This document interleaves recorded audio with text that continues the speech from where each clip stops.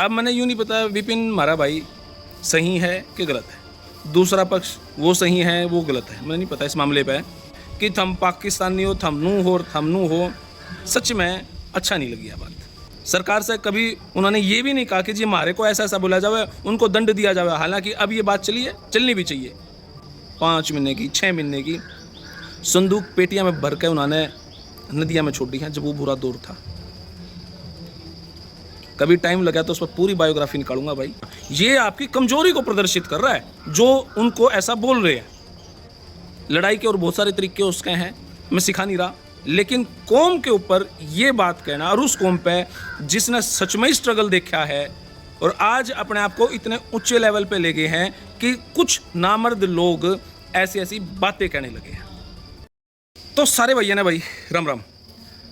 एक मुद्दा छिड़ा हुआ है हरियाणा में, कुछ यूट्यूबर हैं, या उसमें ये मान लो एक यूट्यूबर है विपिन खुराना,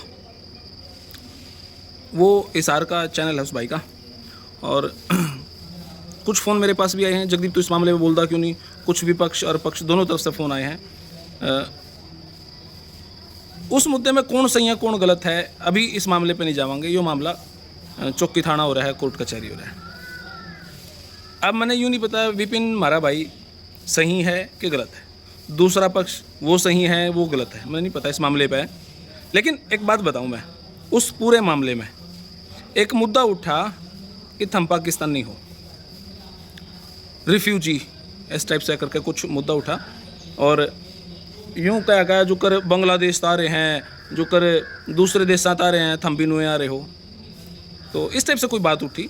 लेकिन जो मैंने भी बहुत गंदी लगी यार, 36 बिरादरी अपने देश में है। मैं बीइंग ए ब्राह्मण, वैसे तो मैं पत्रकार नहीं हूँ, यूट्यूबर हूँ, फिर भी बीइंग ए ब्राह्मण मैं एक बात कहूँ आपने, 1947 के बाद जब भारत पाकिस्तान अलग अलग बने, तो उसमें जब पंजाबी हमारे भाई जब पाकिस्तान से इस साइड आए, हालांकि वो एक हिस्ट्री अलग से ही है, फिर भी मैं बताऊं, जो वे इस साइड आए और इस साइड आकर उन्होंने सरकार से कोई मांग नहीं रखी, सरकार से कोई उन्होंने ज़मीन नहीं मांगी, सरकार से उन्होंने आरक्षण नहीं मांगा, अपने दम पे खड़े हुए पंजाबी। अगर 36 बिरादरी में जिसने लाइफ में मेरे हिसाब से जहाँ तक मैंने लगा जिसने सबसे ज़्यादा स्ट्रगल करा वो पंजाबी को। और आप देखोगे कि एक मैंने वीडियो भी बनाई, वीडियो शायद नहीं बना पाया, उन्होंने मना कर दी। पानीपत में एक बुज़ुर्ग है, मेरे ख्याल से लगभग 101 साल के होंगे वो शायद, उन्होंने आज भी वो कुली का काम करे हैं, कुली हैं, और वो जब भारत पाकिस्तान अलग होते तब उस टाइम में वो यहाँ पर आए थे, आज भी वो कुली ही है।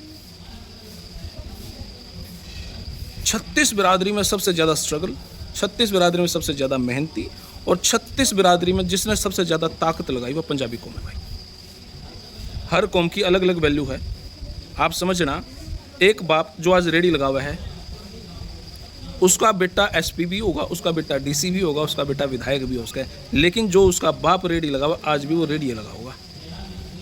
और आज अगर उन्होंने हमारे देश में ये सुनना पड़ा है कि थम पाकिस्तानी हो, थम नू हो, थम नू हो, सच में अच्छा नहीं लगी यह बात। अब क्रिया प्रतिक्रिया मेरे पे लोगों ने देनी है, पर मैं एक बात बताऊं हूँ, मैं एक बार करनाल में था जब अश्विनी चोपड़ा जी शायद सांसद हुआ करते, उनका एक कार्यक्रम हुआ करता पंचनद का, मैं उस कार्यक्रम में गया था और 2-3 घंटे का वो कार्यक्रम था। उस कार्यक्रम में जब पंजाबियों ने अपनी स्टोरी बतानी शुरू करी, किस तरीके से किस कत्लेआम में से निकल के वे हिंदुस्तान आए, उन्होंने ज़मीन तक नहीं मांगी थी और ना आरक्षण मांगा उन्होंने, और जिस कत्लेआम से निकल गए उन्होंने संघर्ष देखा है, किसी कौम ने देखा भी नहीं होगा। और पंजाबी सिर्फ इसलिए ही कहा जावे क्योंकि आधा पंजाब उधर रह गया, आधा पंजाब इधर रह गया, वो पंजाब के रहने वाले थे, अदरवाइज और कुछ नहीं था, जो मेरी सोच को है। जिस तरीके से मैं उस पंचनद के कार्यक्रम में सुना, में आँखों में आंसू आए थे भाई। बहुत सारे ज्ञान पेलनी है, एसी में बैठ के ज्ञान पेल्स के ना तने नूनी बेरा ना नूनी बेरा, उन्होंने ऐसा नहीं करा था, उन्होंने नू नहीं करा था, नहीं। जहाँ तक मैंने वो स्टोरी जानी और जहाँ मेरा मन करा है कई बार ऐसे पंजाबी में बायोग्राफी लिखूं, बनाऊं, कुछ रिकॉर्ड करूं, ताकि जो नया यूथ पंजाबियाँ है उन्होंने पता चले कि उनकी हिस्ट्री क्या थी।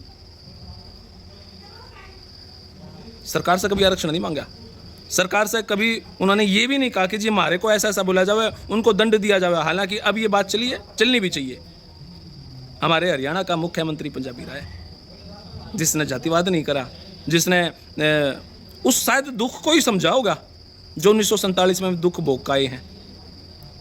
छोटी छोटी लड़कियां जो 5 महीने की 6 महीने की संदूक पेटियां में भर के उन्होंने नदियां में छोड़ी हैं जब वो बुरा दौर था।